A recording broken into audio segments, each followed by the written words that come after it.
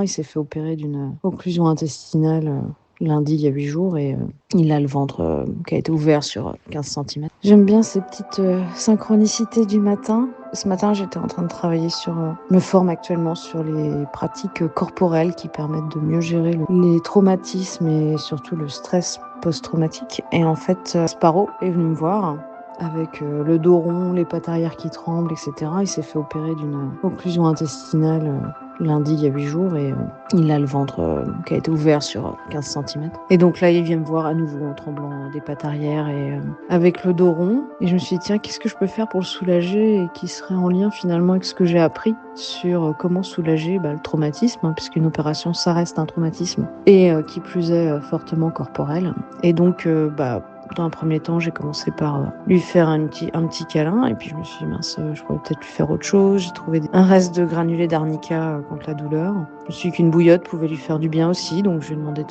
se coucher et de bien vouloir écarter un peu les pattes pour que je lui mette la bouillotte. Je me suis rappelé qu'il y avait des techniques aussi qu'on appelait de corrégulation nerveuse. C'est-à-dire que finalement, quand le corps est en stress par une douleur ou...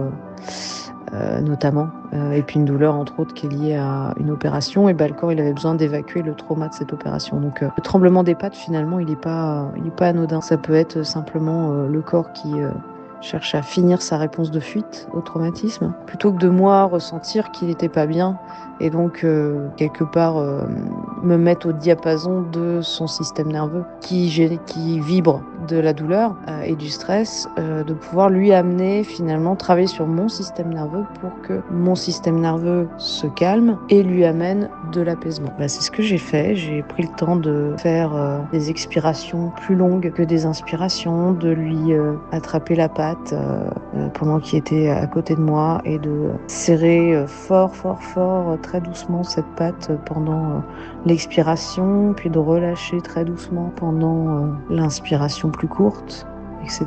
Et de bouger un petit peu, de refaire la même chose un peu plus loin, de me coller contre lui pour l'inciter à venir s'appuyer contre moi pour petit à petit qu'il vienne se coucher. Donc voilà, ça y est, j'ai un chien qui dort contre moi, qui ne tremble plus et qui se repose pour mieux guérir. Et voilà. Donc, je suis heureuse de partager ces recherches-là que je mets en place, que j'apprends de l'humain pour transposer aux animaux et qui peut vraiment être utile, notamment dans des cas post-op comme ça, pour aider à soulager la douleur sans forcément partir sur une surcharge de médicaments qui les aident pas au niveau digestif en plus, quoi. Surtout quand on parle d'opérations sur le système digestif. Voilà mes petites recherches et tout le monde en profite.